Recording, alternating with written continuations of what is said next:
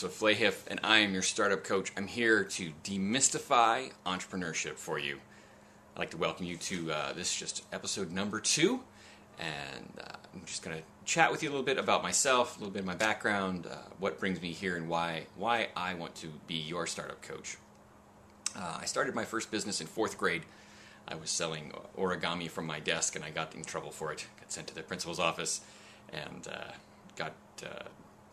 probably didn't get any really big trouble because I don't remember what happened, but got in trouble for that. But that didn't stop me from joining the black market Kool-Aid and Jell-O sales later. After that, things kind of went along a fairly normal route. I went to college, graduated with a degree in business, and went on to be a project manager. I had little businesses here and there along the way, but really my big one started when my wife and I found out that we were pregnant with our 3rd daughter. With each one of my daughters, I kind of learned a little bit more about money and finances and how it worked.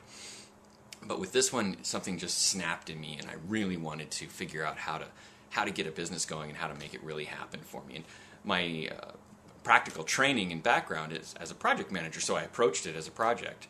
So I laid out a list of things to do, and I just attacked that list with a vengeance. Now, I had 15 years or so as a project manager, so I know how to lay out a project. I know how to make things happen.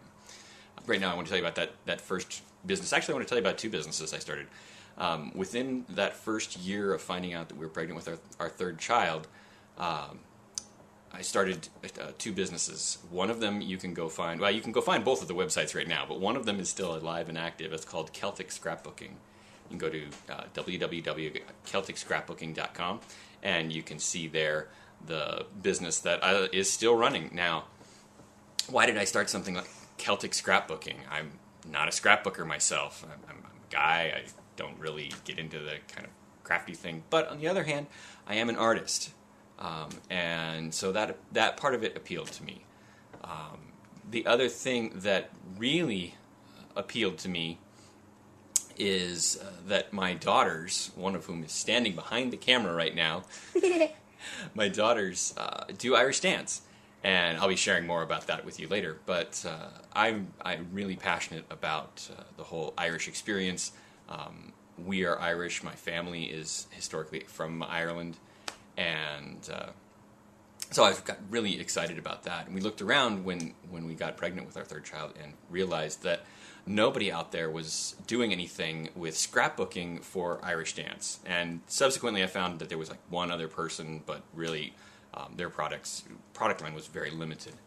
So I decided to make this product line, and I could go into lots of detail, but the fact is, within 3 months of making the decision to start the business, I had product selling at the next Irish dance competition, and we made good money at that competition. And since then, the business has been growing, and I wouldn't say that it's making a living for me, but it's fun. I really enjoy that business. I enjoy meeting the people and talking about Irish dance. Now, a second business that I started about the same time was one called New Baby Scrapbook.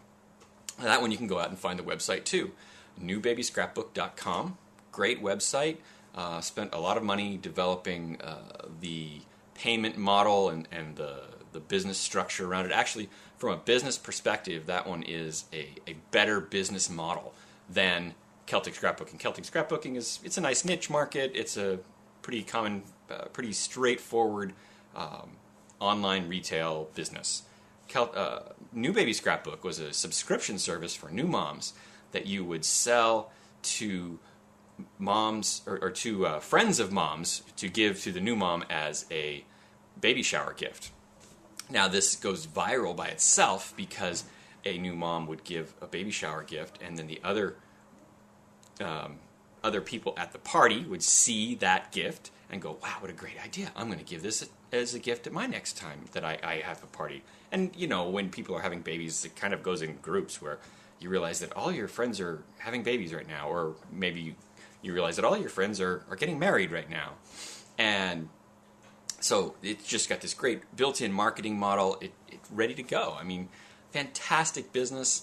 Tried out got it going. I did the market research, and there was nobody out there doing quite this thing in quite this niche, and it was ready to go. Fantastic business, and I still firmly believe that is a better business than Celtic Scrapbooking is. It could make $1 million.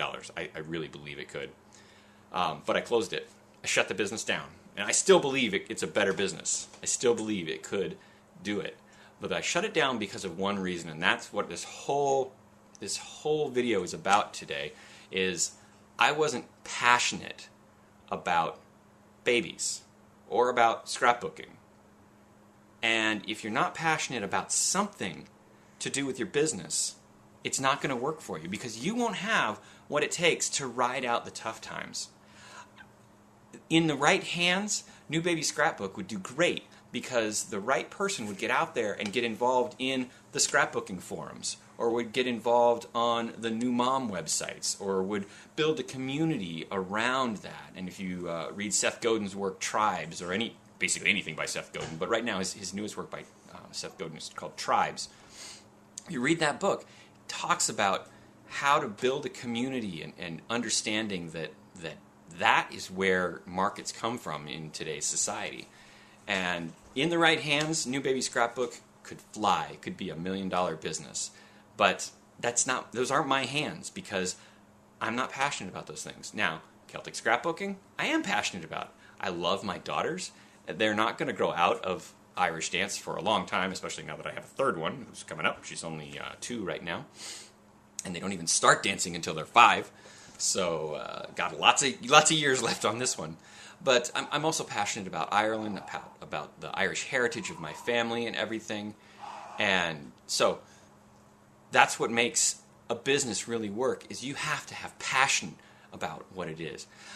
Don't make it more complicated than it is. Now remember, I'm here to demystify business for you, demystifying starting a business for you. And the fact is, I knew nothing about starting a business when I started Celtic Scrapbooking. Nothing. I didn't know anything.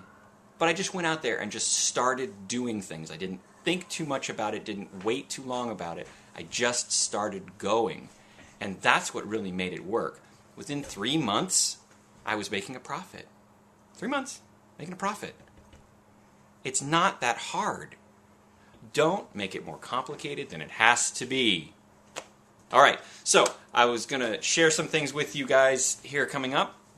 I've got some great interviews that I'll be doing.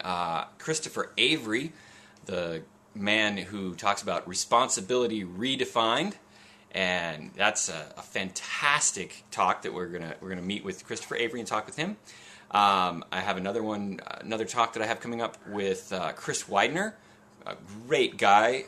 Chris Widener is a motivational speaker and really talks to the heart of why you have to be a person of influence as an entrepreneur. And in this Web 2.0 world, it really is important to learn to be a person who can influence the people around you in an honest, straightforward way of integrity. Be a person of influence. It's really a very important talk. I also have a call coming up with a friend of mine who's a journalist, and we're going to talk there about doing press releases. Now, a lot of people might go to somebody who's a press release marketing expert, but I was talking with my friend, and we said, no, you know what? It makes a lot more sense to talk to a journalist who receives these things. They really are going to be able to tell you what a journalist is looking for. So those are 3 of the talks we have coming up. I look forward to seeing you there. Thank you very much. Bye-bye.